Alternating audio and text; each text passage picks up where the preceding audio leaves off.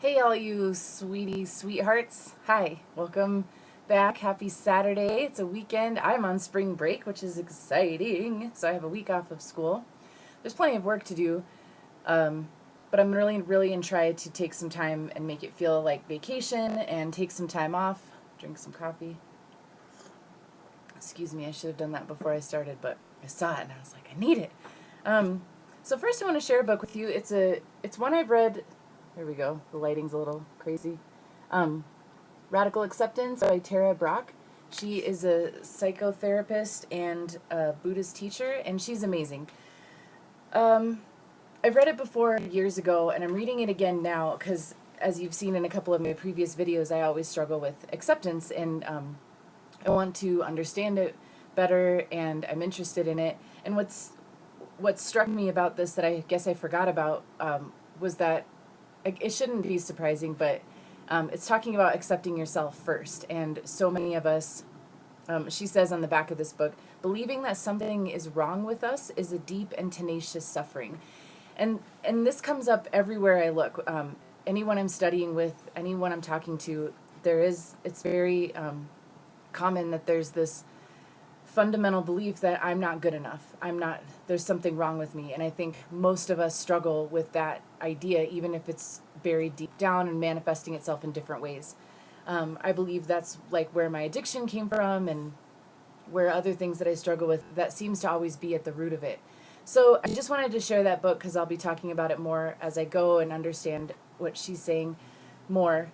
Um, but it got me thinking about the idea of self-care. And I used to work for a nonprofit, and we were working with folks experiencing homelessness.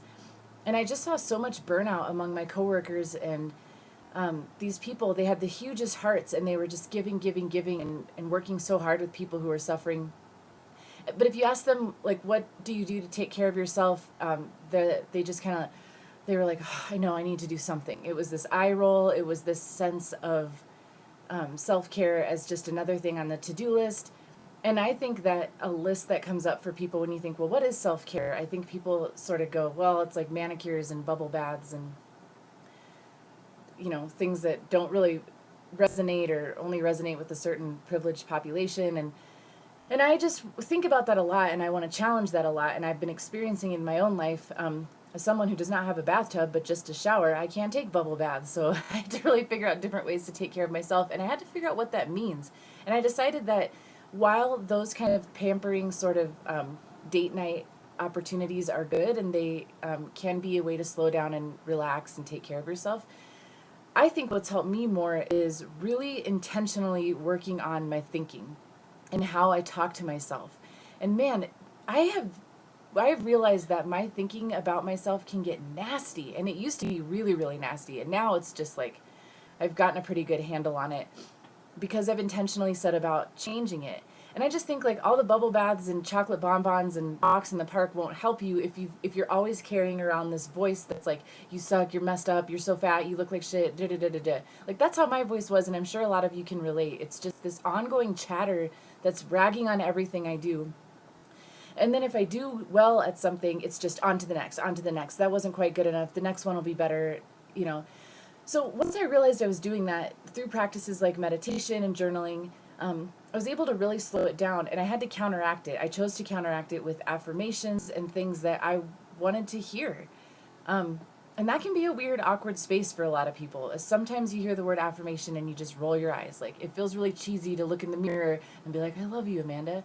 But I had a sponsor who, for one of the first exercises she had me do was I had to look in the mirror and look into my own eyes and to say, I love you, Amanda, over and over and over until I started smiling and felt it.